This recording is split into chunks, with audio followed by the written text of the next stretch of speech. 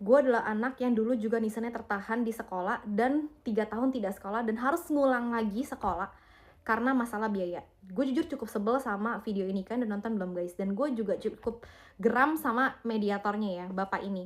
Tolong nextnya lebih netral lagi ya pak. Kalau yang saya lihat ya, ini masalahnya tuh karena orang tuanya nggak kooperatif. Jadi guys, ceritanya ya, orang tua tersebut ini ingin menyekolahkan anaknya di sekolah swasta. Yang kita tahu swasta itu berbayar. Namun, pada nyatanya orang tuanya tidak mampu membayar kewajibannya.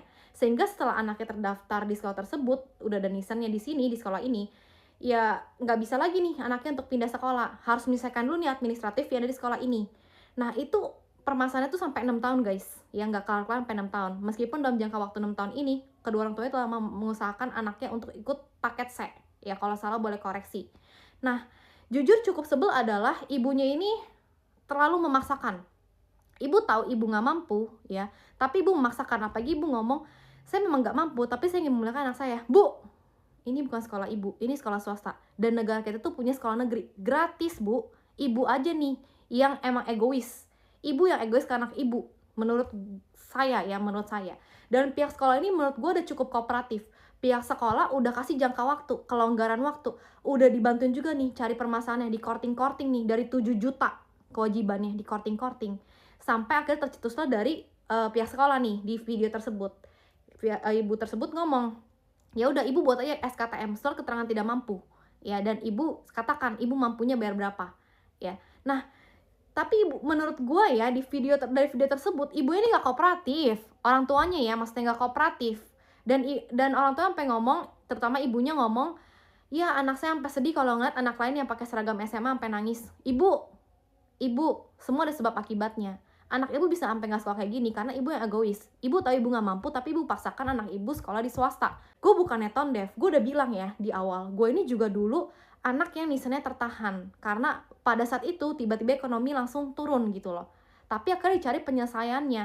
Bahkan gue pernah waktu SMP itu sampai 8 bulan nunggak di sekolah swasta Katolik yang SPP-nya itu 500.000 sampai 1 juta, dan itu progresif tiap tahun.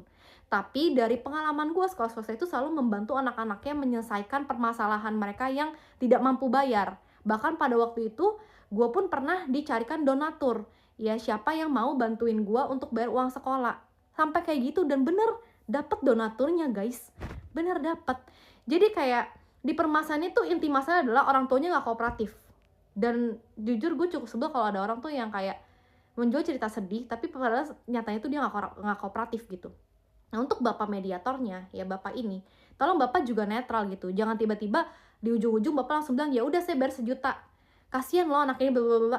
Pak, kalau tau kayak gitu nggak usah mediasi panjang-panjang, Pak, langsung bapak bayar aja di depan.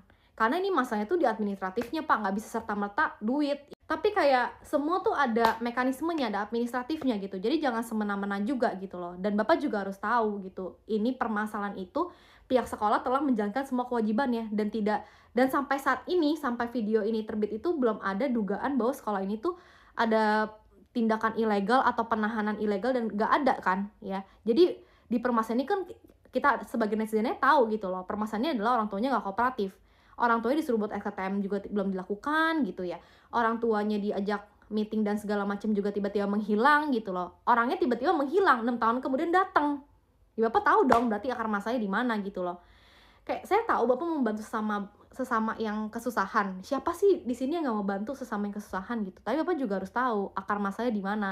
Netral gitu loh ya.